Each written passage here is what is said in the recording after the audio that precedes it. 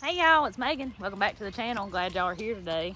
So as you heard in the last video, the dogwoods is blooming, so it's time to get our corn planted. Now we've already planted our sweet corn, but now we're heading up to plant our field corn. And for those of you that may be new around here and may not know, Mr. Lawson here is trying to come up with his own variety. Yeah, don't say has. He's trying. We're working on it. We're working on it. It's a mixture between Hickory King and Jimmy Red, and this year you're adding in Trucker's Favorite, which is a yellow corn. So anyways, this video is going to be all things corn planting. We'll show you from start to finish what it takes to get the land ready and us planting it. So. And we do have some footage that's getting ready to come up here that was filmed. How long ago has that been now? 5 days ago? Yeah, you worked the land about a week ago, so that'll be what you see here in the beginning. And then what you won't see is I went back yesterday when I got home from work and run the disc over it one more time with that drag right there behind the disc. I do have a small clip of that we'll insert here as well. I got the land ready. That drag helps smooth down the land, make it look good, and now it's ready to plant. So hope y'all enjoy. So I'm up here at the cornfield. I've got this one this year, which is roughly about an acre. And then on the other side of my neighbor's place, I've got a field of daddies that's roughly about an acre, maybe a little more than an acre, that we're gonna be planting field corn this year. And so here's the cover crop that's on it. It did okay. It wasn't the greatest, but it did okay. You can see, well, you can see right there, this is one of the best places in it too. There's other places. Now I run the plows through here the other night just trying it out. It's thin in some places, but it looks good in some places too. So the goal for today is to run these chisel plows through it, bust this land up, and then come back over it with the disc later this evening and disc all this in. And then I'll probably still have to work it one more time or so before we actually plant it. But I hope it's dry enough. Down deep, the ground's probably still a little bit on the wet side. So we're gonna see just how well it does here.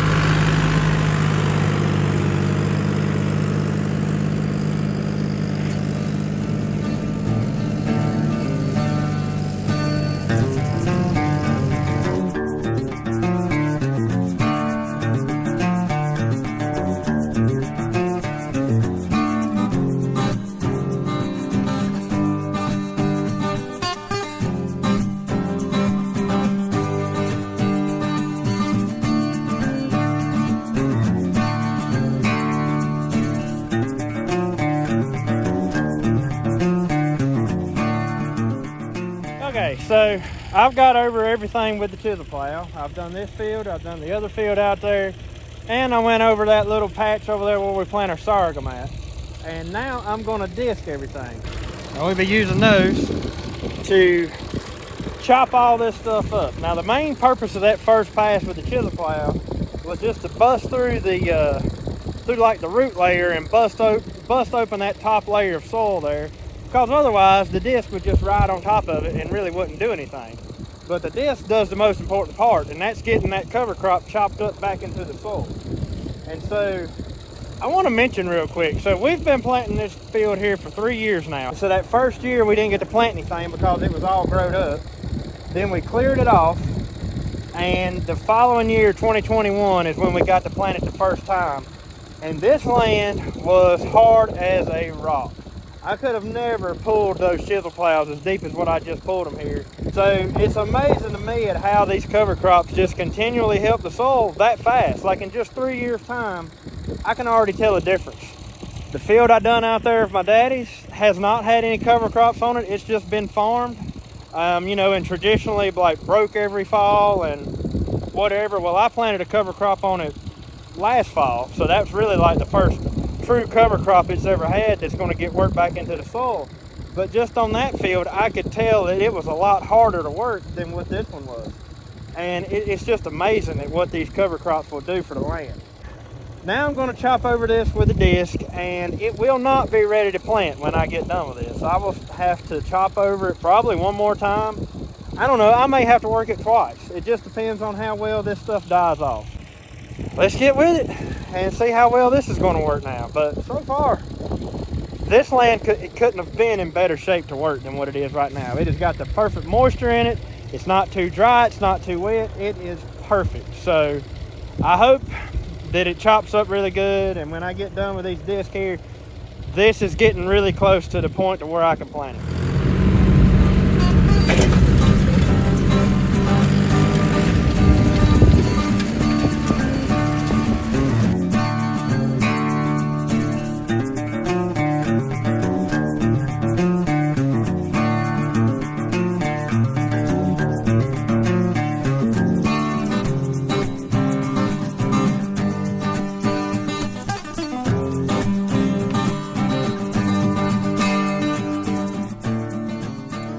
This is going to give you an idea of what I'm working with here. I know a lot of people are going to probably look at this and say, my gosh, you got a mess. There's no way you're going to be planting corn in that, you know, here in a week or so. And I used to think the same thing. But, you know, now I look at it and I love it. This is exactly what I want to see. I love seeing all of this top growth from that cover crop right here. And that, even though it looks bad right now, and yes, if I left it just like this and went and planted corn in this, all of this cover crop will probably start to sprout back and grow. But it will take at least one more time of disking, maybe 2 more times of disking. But what I'll do is leave it laying here for, I don't know, 3 or 4 days. Like, we have no rain in the forecast at all for the next several days. So this will lay just like this. And then I'll come back over and disc it again, and I'll have all of this top growth incorporated into the soil, and that's what's going to feed my soil. Now, yes, I'll still have to use fertilizer and stuff on this corn crop. However, I don't have to use near as much, and by having all of that biomass in there that I have to work into the ground, that is helping the structure and everything out of this soil so much. Like, it's amazing. Like I said earlier, it's amazing how much it's changed just in 3 years. And some of you's probably going to ask, well, why don't you just take like a turning plow and turn all this under? And I know a lot of people do their cover crops that way, and it works. It does. But on every field that I plant, I've been doing this thing where I don't break the land, or turn the land, I guess you would say, because you create that hard pan down underneath from when the turning plow scoots across the ground. It's creating that hard pan. And so I like doing it this way and keeping all of my organic material sort of up close to the top of the top layer of the soil. And as it's breaking down, it's there for the plants to easily access as well. If I were to turn this and put it, you know, say 6-8 inches down into the soil, it's going to take a lot longer for the plant roots to reach that material as it's breaking down. But anyways, it's just how I like to do it, and it's working for me so far. It may not work for everybody, but it's working for me. Well, right there's field number 1. It worked out rather good. And there's the field we'll be planting our sorghum in. Of course, it's not ready to plant it either, but just getting that cover crop tilled in. And here's the last field I'll be disking up today. This is the field, like I said, this is on my daddy's land, but we're going to be planting this in field corn this year as well. So I had just a rye cover crop on it, and it wasn't near as thick. So I imagine this field's probably going to be pretty close to ready to plant by the time I get done with it here in just a few minutes.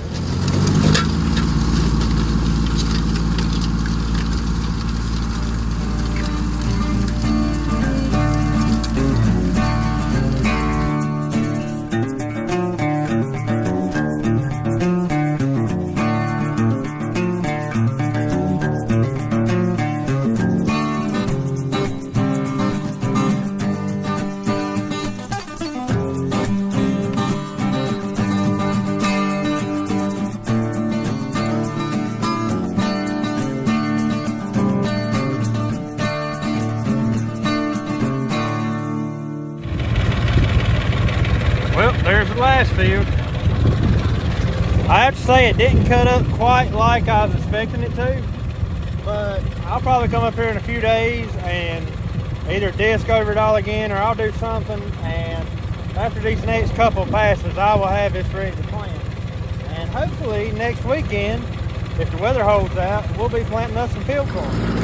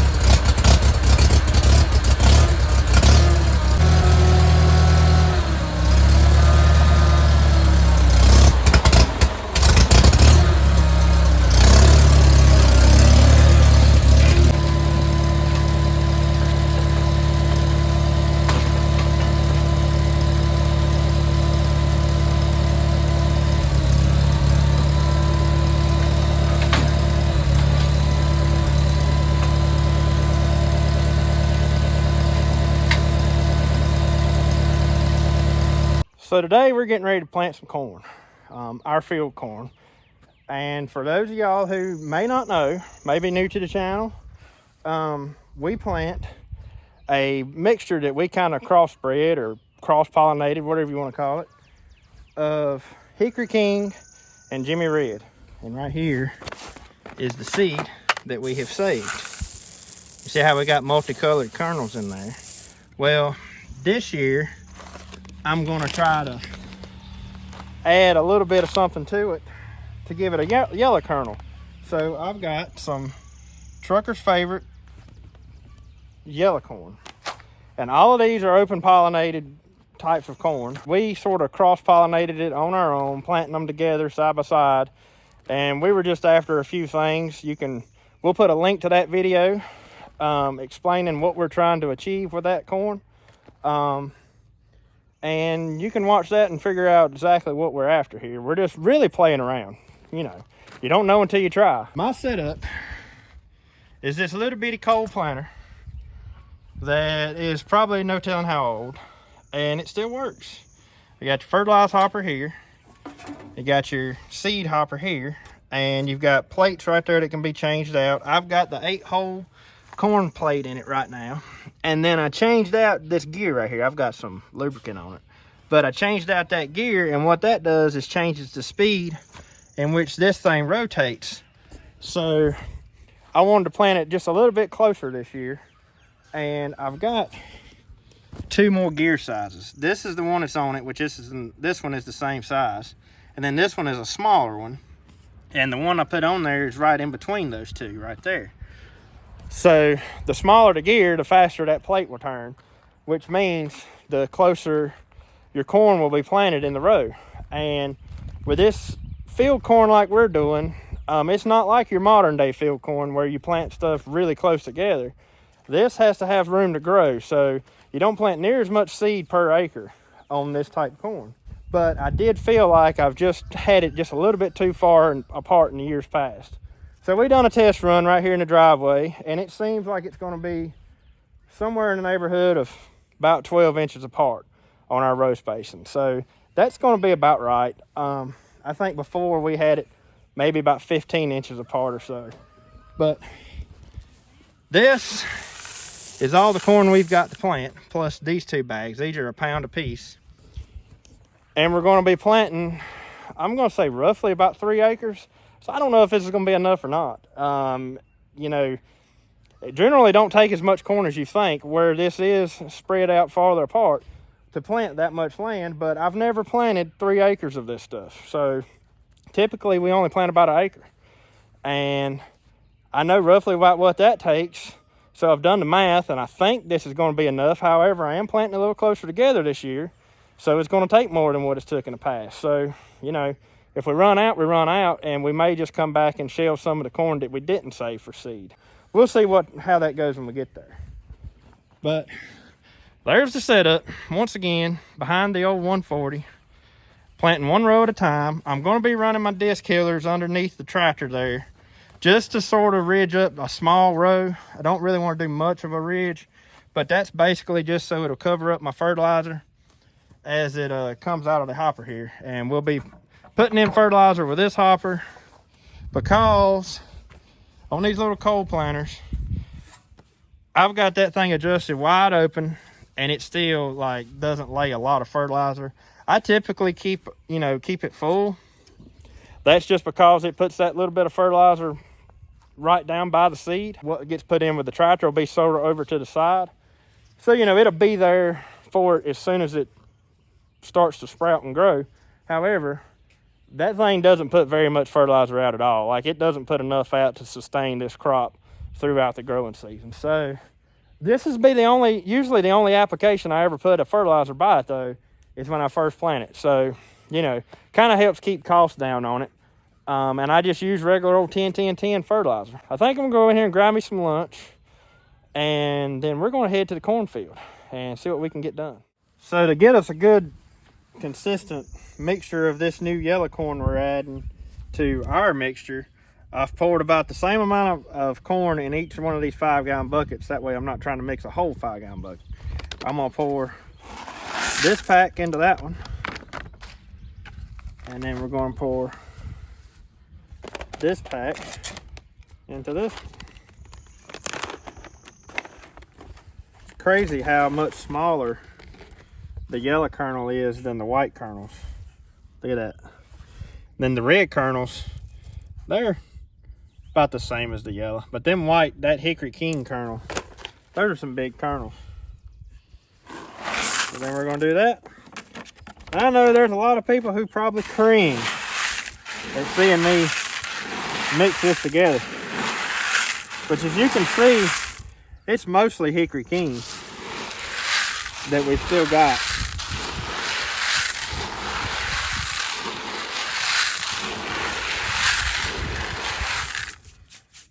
There they are, ready to go to the field. Roll your window down.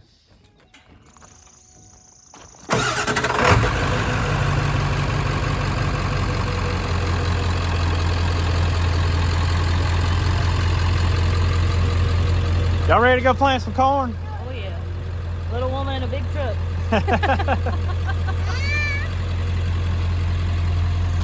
Hello.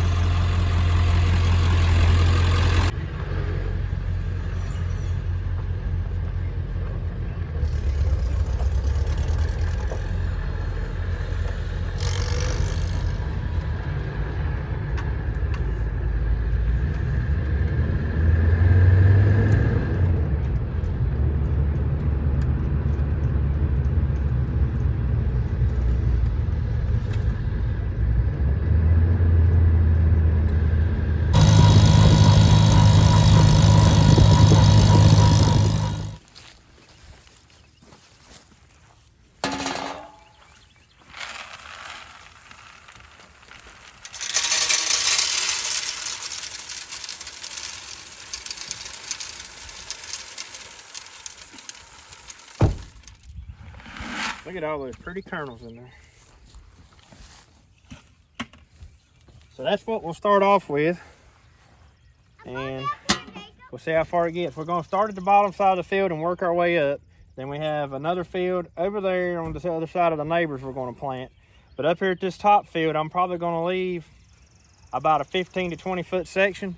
And I always like to plant sunflowers right there along the side of the road, because they just, it's pretty to look at when you drive by, and it attracts all the bees and everything else. And well, like I said, they're just pretty to look at. So, but the straight rows really come into play, like you've heard me talking about on the last video of planting in straight rows. Well, when you plant something with a tractor and you're going to keep that crop cultivated with a tractor, the straighter the row, the better. Because if you've got S curves and stuff like that in the row, well, then when you go back and plow through it, it's hard to navigate around those curves without plowing up your crop that you're trying to protect.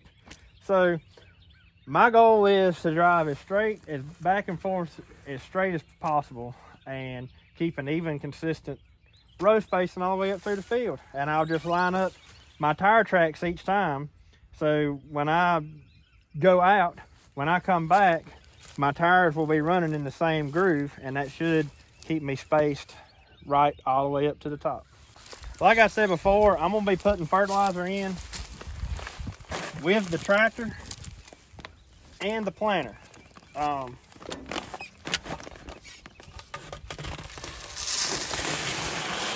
Which may kind of sound like I'm using a lot of fertilizer, but really I'm not. I don't have this thing adjusted very open, and then like I said earlier, that planter does not put very much fertilizer out at all. So it's just kind of helping it all along.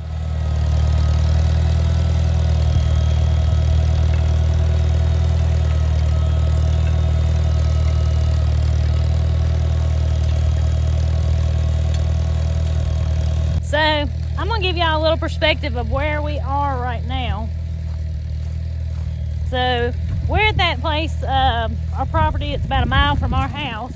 Our potatoes, that's a road bank right there. They're right across the road on the other side. So we are right across the road from our potatoes.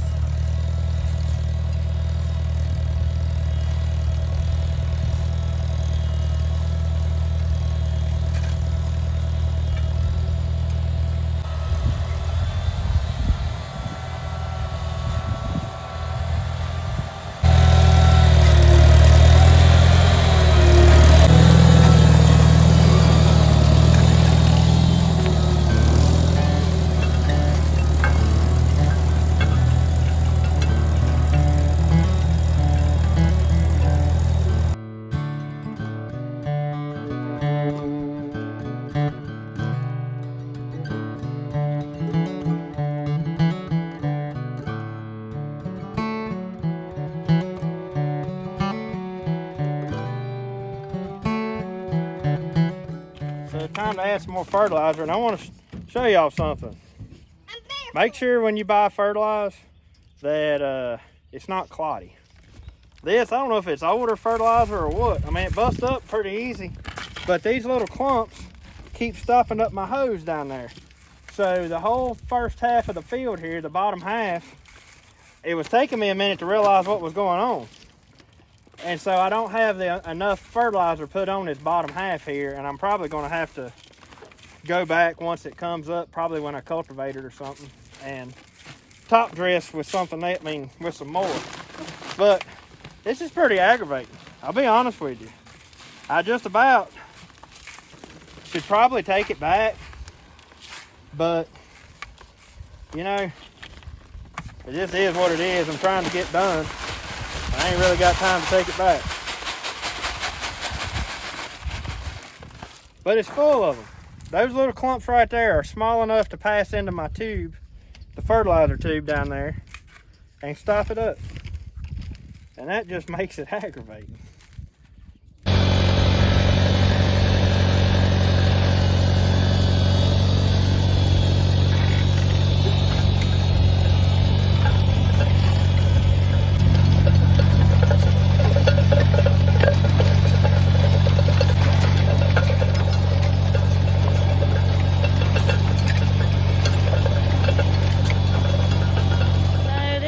Finished up.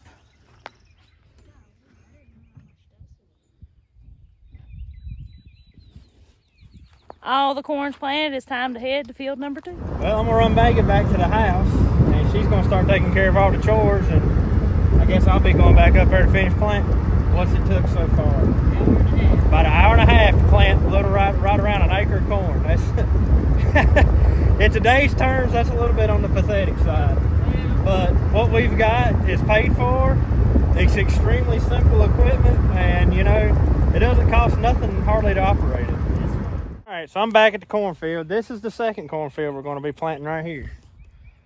Like I said, it's roughly an acre, maybe just a tad bit over an acre. It's kind of amazing how little of corn it takes to plant something. I always forget just how far this corn will go when you fill that hopper up. But it's took right out of hopper to plant that so far. So I'm I'm gonna refill the corn, put me some more fertilizer in, and get back at it.